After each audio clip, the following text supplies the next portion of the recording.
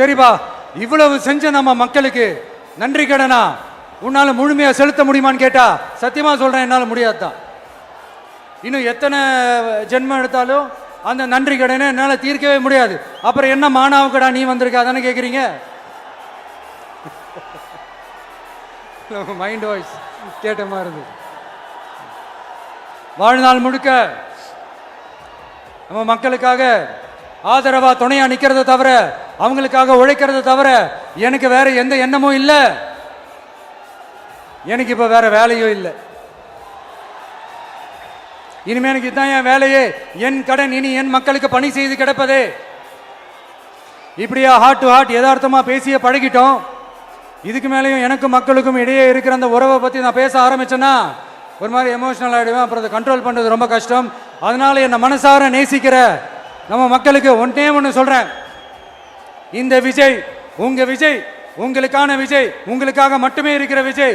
உங்க கூட நிக்க, உங்களுக்காக நிக்க, உண்மையா நிக்க, உணர்வோட நிக்க, உறுதியா நிக்க, உங்க கூட பேச, உங்களுக்காக பேச, உண்மையா பேச, உணர்வோட பேச, உறுதியா பேச, உங்களுக்காக சேவை செய்ய உங்க விஜய் நான் வர.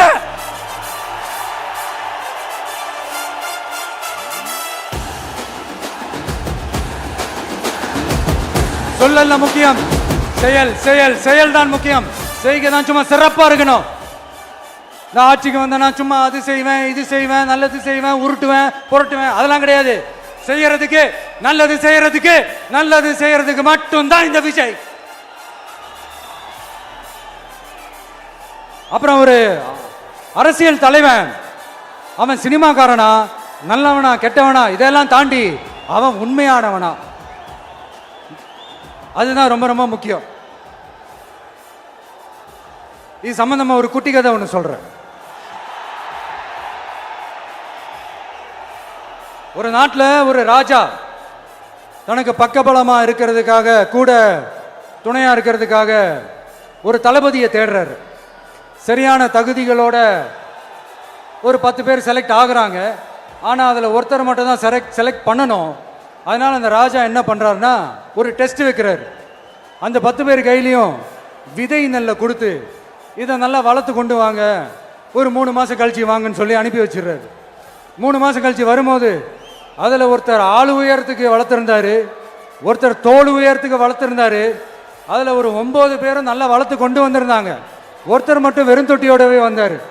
என்னன்னு கேட்டதுக்கு, நானும் தண்ணி ஊற்றி ஊற்றி பார்க்குறேன், உரம் வச்சு வச்சு பார்க்குறேன், வளரவே மாட்டேங்குது ராஜா, என்ன பண்ணுறதுன்னு தெரியலன்னு சொன்னதுக்கு ராஜா அவரை கட்டி அணைச்சிக்கிட்டு, இனிமே நீதான் என்னுடைய தளபதி, எல்லா அதிகாரமும் உனக்கு தான் சொன்னார். ஏன்னா அந்த 10 பேர் கையிலையும் ராஜா கொடுத்தது அவித்த விதை நெல், அது முளைக்கவே முளைக்காது.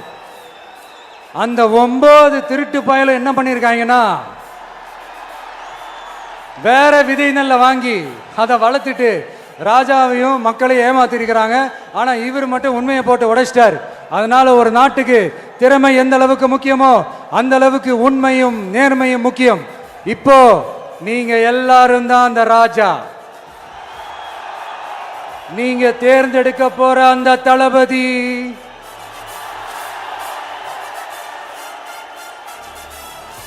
சும்மா சினிமாக்காரன் சினிமாக்காரன் சினிமாக்காரன். அம்பேத்கர் அவர்களை தோக்கடிச்சது சினிமாக்காரன் இல்ல, அரசியல்வாதி. காமராஜர் அவர்களை தோக்கடிச்சது, இங்க விருதுநகர் பகுதியில் தோக்கடிச்சது சினிமாக்காரன் இல்ல, இன்னொரு அரசியல்வாதி. இன்னைக்கும் நம்ம கூட வாழ்ந்துட்டு இருக்கிற நல்ல கண்ணு ஐயாவை தோக்கடிச்சது சினிமாக்காரன் இல்ல, அரசியல்வாதி.